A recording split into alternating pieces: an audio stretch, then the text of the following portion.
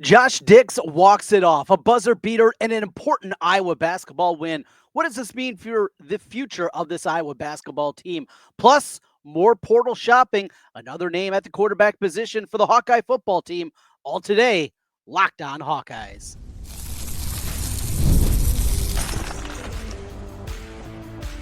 You are Locked On Hawkeyes, your daily podcast on the Iowa Hawkeyes. Part of the Locked On Podcast Network, your team every day. Welcome in. I'm Trent Condon, and this is the Locked On Hawkeyes podcast. Thanks for making Locked On Hawkeyes your first listen every day. We're available wherever you find podcasts. You can also watch us on YouTube. While you're there, hit that subscribe button. Just takes a moment and helps us get in front of more Hawkeye fans.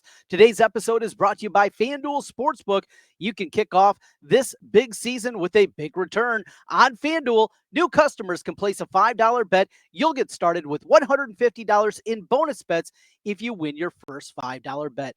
Visit FanDuel.com to get started.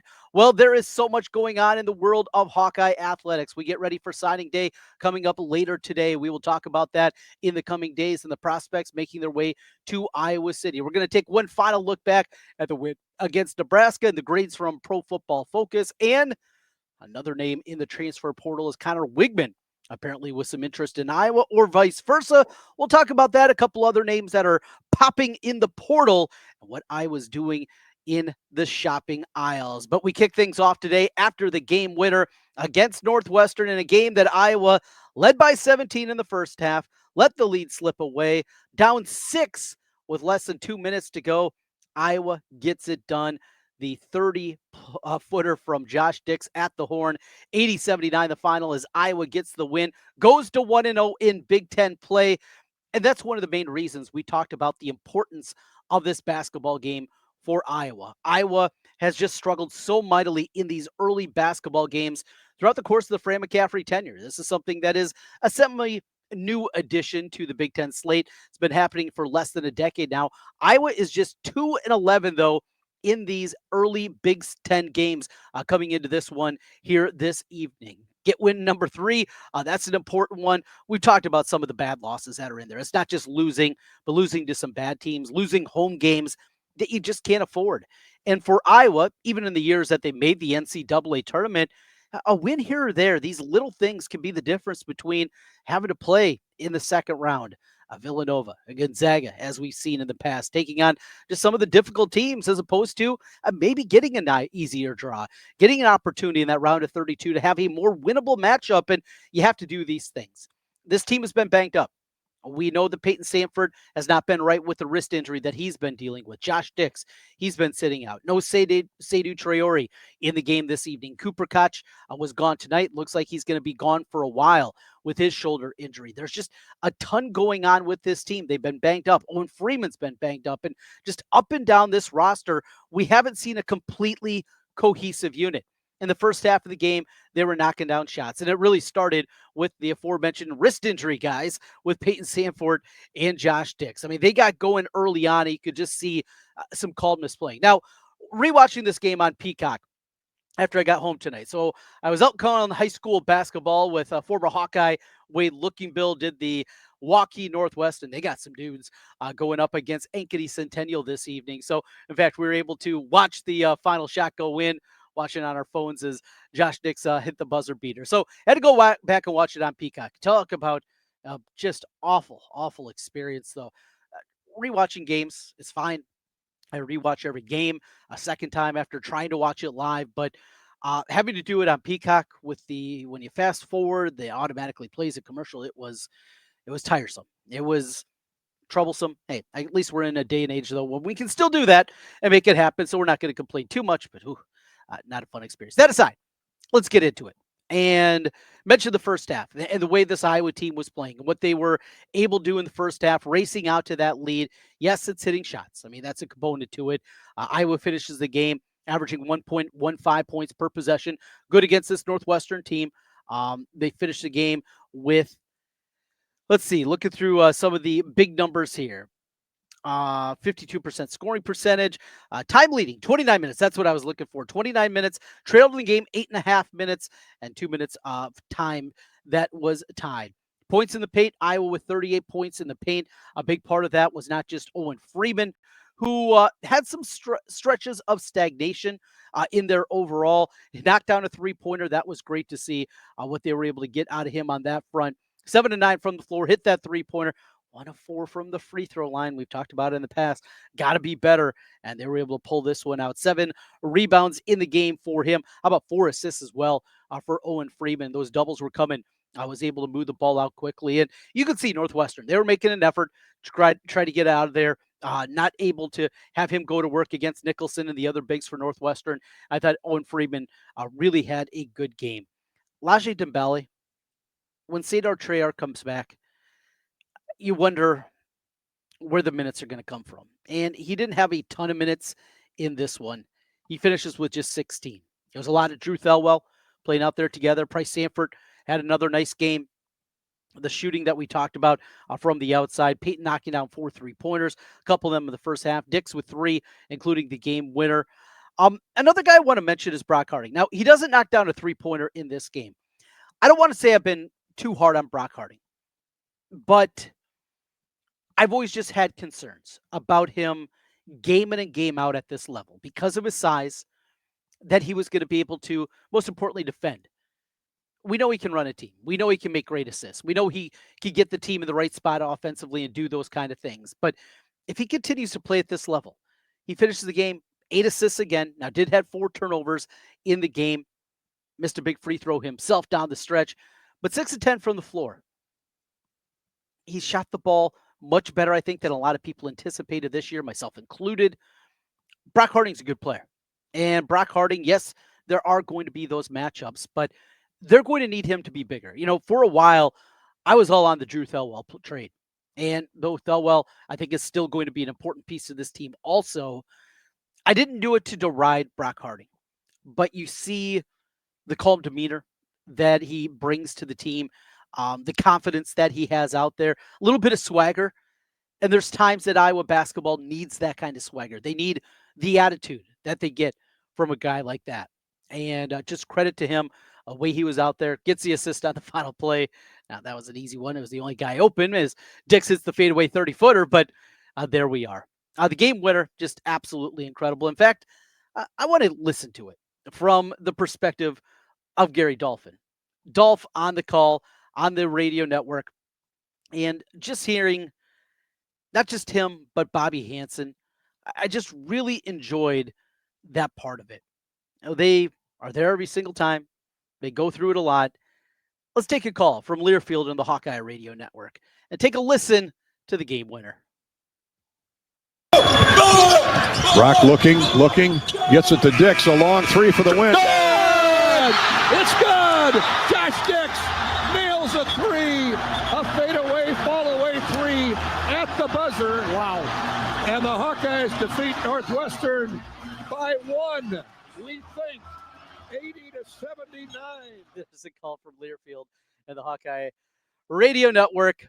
Gary Dolphin on the call, and you hear Bobby Hansen in the background to get those good vibes going. And I do wonder about this squad. We saw the attendance again was not great for a Big Ten opener on a Tuesday night. I guess 6 o'clock tip-off as opposed to 7, but the excuses are out the window. And I know how ugly this would have been if Iowa didn't find a way to get the victory, right? We know the negativity that would continue to seep in, the frustrations that are out there, and will continue to be out there for this Iowa team. They go down in the Ken Pomeroy rankings, down to 50th in the country after the win because it was closer than the experts predicted. 5.5 the line on FanDuel. Iowa was favored by 6 at Ken Pom. They win it by a point. But this team's fun to watch. This team competes, and they're competing on the defensive end of the floor. And what you saw in the first half and the ability to force turnovers and get the Northwestern playing outside of the pace that they wanted to. And the good things about this Iowa team, I believe they can be better. I believe this team can be different. And I just want to see them be completely healthy. I want to see this team at 100%, what they're going to look like, because I think the upside is there. I really do. This is not just fanboy talking here. I truly believe that this team has a chance to be a little different. the swagger, the confidence, and the ability to beat teams in different ways. That's something we just don't get with Iowa very often. Now, their defensive numbers did fall down after this one, down to 78th in the country now in defensive efficiency. The offense sitting at 38th, which is down from where they normally are. Get healthy. We'll see about Traore if he's going to be able to go against Michigan. Boy, if you could go steal that one, look out. And then next week, the matchup against Iowa State Thursday night should be a fun one in Carver. And that one will feel a little bit different, I'm sure, attendance-wise compared to what we saw. And maybe that's what it'll take, to people to get back out there. After Dix hits the game winner, seeing him race over to the end of the floor, the students that were there coming down there in the open area behind the basket and celebrating with him, it was good to see. Josh Dix said after the game, he never hit a game winner before in a game and said that was pretty cool. Yes, it was. Fun night of basketball outside of that stretch in the second half when they gave up the lead. And again, down 6, inside of 2 minutes left. You just don't do that very often. And yet Iowa finds a way to get the win, an important one. 1-0. Stop the count. Hawkeyes in first place in the Big Ten. Let's get into a little portal shopping. There is another quarterback now with some interest in Iowa and vice versa, it appears. Connor Weigman of Texas A&M. He plans to enter the portal when he's available on Monday. We'll talk about his fit with Iowa, another name for the quarterback position, and what Iowa's doing in the portal. Plus, a look back at the win against Nebraska and the numbers from Pro Football Focus. We're talking football as we continue. This is Locked On Hawkeyes.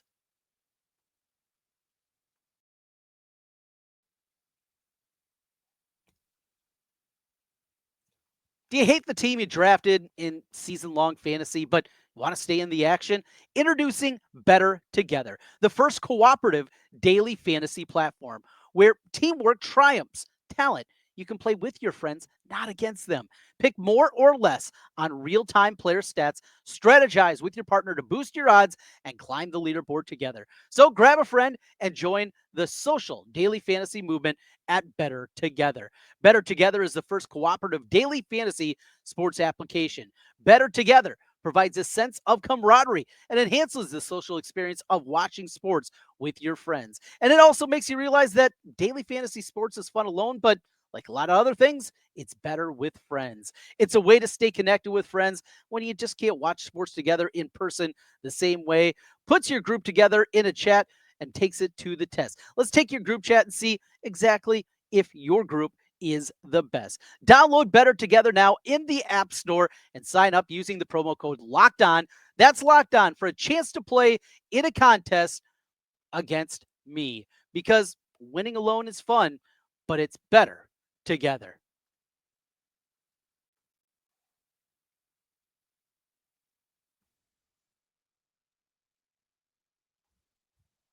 Trent Condon back with you once again here on the Locked On Hawkeyes podcast. As always, thanks for making Locked On Hawkeyes your first listen every day. It's time to talk football and the portal. As we know, the portal is going to be incredibly important for this Iowa football team. With what they have lost, what they're going to be losing, it is going to be a transitional year next year for Iowa football. On the surface, looks to be a lot of holes to fill. Quarterback, offensive line, tight end position, maybe that's another area to look at, though they're happy with the young guys that are in there. Defensively, defensive tackle is going to be huge with the departure of Y.A. Black, as he's going to be off and hopefully playing at the next level. The linebacker spot, obviously Jay Higgins and Nick Jackson departing. And then the defensive backfield. Iowa struggled all season long to find a second cornerback and played a bunch of different guys in order to get there. What is that going to look like there? How about the safety position? Quinn Schulte moving on. A lot of different holes to plug. Yes, you want to develop the young guys. Yes, there are guys in the pipeline that they're excited about and they feel are going to get there, but this is the time. Still, it comes back to quarterback. And I understand there is maybe a sense of dread for some Hawkeye fans out there that after what happened with Cade McNamara, the disappointment from the highs that we felt 2 Decembers ago. This guy that won a Big Ten championship at Michigan just seemed like he was a perfect fit for the Hawkeyes. No, he wasn't a gunslinger. No, he wasn't going to be a guy that was going to throw for 3,500 yards and 30 touchdowns, but he was going to be a placeholder. He was going to be accurate. What we didn't know, maybe he was just broken physically. and in a way mentally from all the injuries that piled up. And then not just the injuries that he had at Michigan, obviously the injuries that he had at Iowa. The devastating injury that he had on his quad before season number 1 even began. Then when he came back, he was not 100%, playing through it and eventually tearing his ACL. This season, not trusting himself, not trusting maybe his footwork. You saw some issues mechanically with him, missing throws that he just didn't miss when he was the Michigan quarterback. We didn't get the guy I think any of us anticipated. Injuries are a part of that. Maybe there's more. And because of that, I know a lot of people just say, you know what? They tried this. They spent too much money in the portal. Look, there's some ridiculous numbers out there that people believe that Cade McNamara received from the Swarm Collective. It is not millions of dollars. It's not even $1 million from everything that I've been told. It is, yes, more than a traditional player. But we're not talking about breaking the bank. We're not talking about all of their money went to Cade McNamara, and that's why they weren't able to fill holes. I mean, that is a narrative that is out there that's frankly just dead wrong. You have to continue to upgrade this position. We saw Tim Lester do wonders with this rush offense and turn them into a hugely productive unit, still without having much of a passing game. And the hope is if you get that quarterback situation figured out, what more this thing can be. Tim Lester has made me a believer. And I was not a fan of the hiring when it happened. I thought the process took way too long. And secondly, that there should have been somebody out there with more of a pedigree at the collegiate level that was going to be able to get it done. He was a defensive analyst with the Packers a season ago, and it felt like a thud. I was wrong, and I'm happy to admit when I'm wrong when it's something good that happens like this. But the other thing that gives me excitement is he brings in 2 quarterbacks this summer. Brendan Sullivan from Northwestern after the Wildcats decided that they were going to toss him to the side. And Jackson Stratton. 2 guys that were not big money guys. 2 guys that were not surefire guys that were going to improve the position. And he made both of those guys competent. Jackson Stratton started when he showed up. He was 5th string. He was the 5th quarterback on the roster.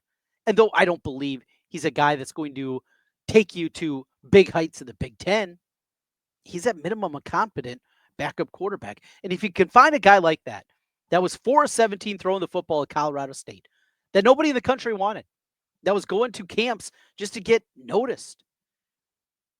And yet, Tim Lester saw that and said, I can work with that. To take Brendan Sullivan, a guy that struggles reading defenses, a guy that was cast aside at a Northwestern team that has their own issues offensively, and to turn him into a guy that looked pretty solid. That's exciting. But there is a certain limit with both of those guys. And when you're talking about, as we mentioned, Miller Moss yesterday from USC, a guy that put up some huge numbers, his first start in the bowl game a year ago, just a monster performance there, had some big games this season, a guy that has arm talent, that gets you excited. The latest name is Connor Weigman. And Connor Weigman was ridden out of town. And if you look at his numbers this year at Texas A&M, they were awful. Now he's injured. And the more I see about Connor Weigman, the more concerned I get with him. So this is what On3 Media had to say about him in the portal and their write-up that came in from one of their national writers who had this to say about the connections from Pete Nakos. Sources continue to tell On3 that Iowa is ready to bring in a top-level quarterback from the portal and pay the dollars needed. Weigman would be one of the most explosive players at that position in recent memory for the Hawkeyes. With Cade McNamara set to graduate, Iowa's ready to bring in a player of Weigman's caliber. A pocket passer, the Texas A&M transfer would probably need assurances that some weapons were being put around him. End quote. Yeah, that'd be good too. And this wide receiver room has improved also. And we saw Jacob Gill, another guy. Didn't have much of a career at Northwestern, was just a guy. He turns into Iowa's top wide receiver. Jared Pui played every snap of the final game of the year. And I think there's something there. Seth Anderson has speed. Can he stay healthy? We don't know, but he's got speed. I would need speed on the field. They got some dudes, but you need a number one. You need a guy that can be that consistent down the field threat. They just don't have that guy right now. Could one develop? Potentially. Not highly likely, but potentially that could happen. But when you're looking at the guys that are there now, you need that number one. I completely understand that. And if it's Miller Moss, if it's Weigman, if it's Anthony Glandria from Virginia, whoever it turns out to be, I was going to continue to go there. And as we've talked about every day, as you know, we talk about the Curtis Rourkes, the Luke Altmaiers, Max Brosmer up in Minnesota. All these guys had really good seasons this year, and these were not the top level quarterbacks. These were not the guys that are getting hundreds of thousands and millions of dollars a year to play the quarterback position. That's not what it is. Nice mid-level guys, and you can develop them. And with Tim Lester at the helm, I think that there is more to unleash with this offense. I think he can do it, and that gives me excitement about all of these names putting him together. The one concern I have about Weigman, well, one of many, is the injuries. This is a guy that's been really banged up. And 2 years ago, he redshirted after an injury after the first 4 games of the season. Then this past season, he was banged up all year long. Banged up against A&M, missed a bunch of games. Towards the end of the season, they finally went to Marcel Reed full-time. And he wasn't very good, as you saw in the Texas game, though Texas defense can make a lot of guys not look very good. Weigman's a talented guy. But because of injuries, and after what Iowa went through with the injury bug of Cade McNamara, that's something that does give me pause. That is something that would concern me from that front. Upgrade wide receiver, upgrade quarterback. I don't feel like you can go into next season with Jackson Stratton and Marco Lionez battling and backing up more likely Bryden Sullivan. This team needs help, and they need a difference maker at the quarterback position.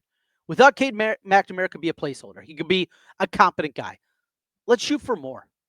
Let's be more than competent. Let's get a good quarterback. Let's see somebody that can sling it, a guy that can make plays with not just his arm or his leg, but maybe both. Wouldn't that be something?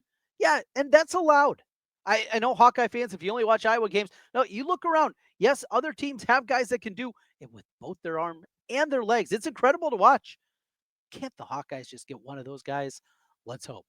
We'll talk about some more names here in the coming days. Mentioned signing day is coming up here today. We're going to get into that a lot more later on in the week and talk about the incoming prospects and who has a chance to jump in early and help out the Iowa Hawkeye team next season. And we'll talk about that with signing day here. It's just different in December. Don't like it. It's our new reality. So much going on. Portal opens up on Monday, and you wonder about that. You'll see the verbiage. So Miller Moss, as a graduate of USC, he's allowed to talk to people. He can go out there. And then you hear somebody like Weigman. Plans to enter the portal on Monday. And though no contact can be made between coaching staffs and the player, remember, players can have agents. Players have a lot of people that now handle these back channeling. That's the reason that the Cade McNamara thing happened so quickly. And once we get to Monday, be ready, folks. It's going to be a fun one, and we'll have it covered at all angles here at the Locked On Hawkeyes podcast. All right, let's wrap things up and take a peek back at what we saw in the win against Nebraska. Yeah, let's relive it one final time. The numbers from Pro Football Focus. Yeah, big shocker. Offensively, they're not great, but Iowa gets the win. We'll do that as we continue with more Iowa Hawkeye football talk on Locked On Hawkeyes. Today's episode is brought to you by FanDuel Sportsbook. Get ready to tackle all the NFL action with FanDuel. It's America's #1 sportsbook. Because right now, new customers, you can bet $5. You're going to get $150 in bonus bets if you win. The FanDuel Sportsbook app gives you everything you need to place live bets on the NFL all in one place. You're watching a game, you see something, you say, you know what? I absolutely love this team. I love this angle. I'm ready to fire. You can check out the latest stats, view live play-by-play, and so much more right there on the same page where you place your bets. Just visit FanDuel.com to join today. You'll get started with $150 in bonus bets if you win your first $5 bet at FanDuel. That's FanDuel.com. Never waste a hunch. You make every moment more with FanDuel, an official sportsbook partner of the NFL. Back with you one final time, Locked On Hawkeyes. I'm Trent Condon. Hit that subscribe button if you're watching us on YouTube. Would really appreciate it. If you're listening on the podcast side, 5-star reviews. Let's get those numbers up there and get us in front of more Hawkeye fans. Wrapping it up, and we look back at the 13-10 win over Nebraska. So we look at these Pro Football Focus numbers every week, and a lot of times we kind of scoff at them, right? We look at them, say, ooh, that's wrong, that's off, that doesn't feel right. Let's go to the defense first, because the defense deserves most of the accolades here. And Max Llewellyn is, no surprise, the top guy. He finishes with an 89.7 grade. He was all over the place, has the game-winning strip sack, gets it done on that front. 2 sacks in the game, 5 pressures all over the field. And looking to the future, Max Llewellyn, boy, the Urbandale kid, that's one to get excited about. Aaron Graves, another good performance from him. He's at a 77.7. Y.A. Black right behind him, 76.5. And when he got injured in the first half of the game, things are going so poorly at the time, I said, Y.A. Black in his final game at Kinnick, if he gets injured substantially here, might be the worst thing. Well, they turn it around. Wyatt comes back out of the field and plays really well. Ethan Hurkett, playing the best football of his career at the end. He does have another year of eligibility. That will be one we're going to be keeping a close eye on to see if Hurkett's going to come back for another season. Few snaps from Will Hubert in the middle. Deontay Craig played every snap. Didn't grade out very well. I thought Deontay, though, really played an excellent game against Nebraska. Really like what we saw and disagree with the number. His tackle grade was good with a 76 there. And Jeremiah Pittman, after the Y.A. Black injury, he was out there a lot more. Pittman's a guy that's going to need to take a step forward next season. He was a good third rotational piece, but you're going to need more from him certainly next season. Linebacker, stop me if you heard this one before. Jay Higgins is your top ranked linebacker with a 73.9 grade. Great in run, great in tackling. Pass rush was not great, at least in terms of the grading scale there, but a great game in his final game at Kinnick Stadium. Nick Jackson, good solid game with a 61 grade. Jaden Harrell played a couple of snaps. Kyler Fisher, a few more. Both those guys with a 60 and a 55 grade, respectively. And finally, at defensive back, how about Sebastian Castro? Now, there was a lot of questions and concerns. Was he going to finish out the season? He was out there. He played well in his final game at Kinnick. Xavier Wampa with a 72, good tackle grade out of Xavier Wampa. And we saw Wampa, I thought, in the back half of the year. He had some really good moments after what had been, I think, categorized his first 2.5 years as a disappointment. He really turned it on. Good to see from him. Quinn Schulte after that with the 71. Then he get into the cornerbacks. TJ Hall, who played the whole way on one side, a 69 grade overall. Loved what we saw at a TJ Hall, guy that he's got beat a few times. He got beat early in his career, just keeps out there putting in the work. And hopefully we'll see that big leap as we see so many times for TJ Hall next season. John Nestor played a ton in the second half after Deshaun Lee was benched. Nestor finishes up with the 69 grade. Cohen Entringer with the 66. Zach Lutmer with the 64. And there's Deshaun Lee with the 57.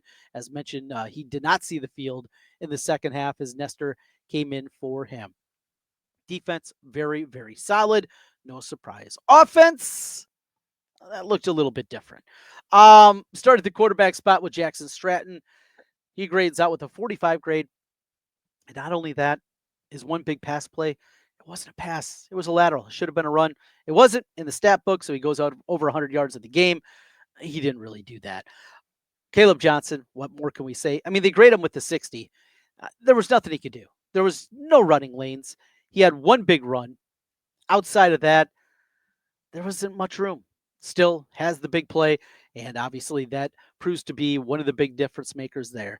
Jazzy and Patterson at 58, 54 from Moulton. Again, there just weren't any holes against Nebraska. Wide receiver, Jacob Gill is the top-ranked guy with a 58, followed by Dayton Howard. Seth Anderson with the 55. Jarrett Bowie had the lowest grade. Here's the surprising part, though. A 41.9 grade in his run blocking. Completely disagree with that. Zach Ortworth, well, it was just for one snap, but he caught a ball in it, so he grades out the best with an 87. Addison Estrangle at 59. Luke Lachey, not a great grade for him, 53 against Nebraska. And wrapping it up with the offensive line, Mason Richmond, your top-ranked guy with a 77.9 grade. Nick DeYoung, how about that? These final 2 games, maybe the best 2 games of Nick DeYoung's career with a 73. Connor Colby after that. Cade Pieper, who played a couple of snaps when they went with 6 offensive linemen.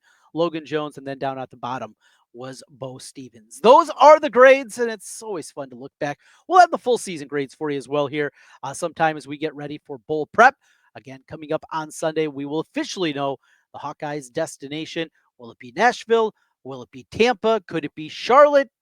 Those appear to be the most likely options for Iowa to wrap up 2024. Thanks for being with us here today on Locked On Hawkeyes, and thanks for being with us each and every day. We got you covered. Recruiting day, we will get into that for tomorrow's show. It was signing day happening today. A lot of different angles to talk about, a lot of guys. The portal, it never sleeps, and there's going to be more and more information out there. We'll pass things along as we hear them and see. A lot of it is rumor, innuendo. A lot of times it's just jumping to conclusions. You see a guy that would make sense, guy maybe they recruited out of high school. Oh, yeah, you make that connection, and there's not even contact. It is a wild world, but we will try to keep you covered as best we can. Thanks for being with us. Thanks for making Locked On Hawkeyes your first listen every day. Josh Dix, how about the Stones on the walk-off? Absolutely love that.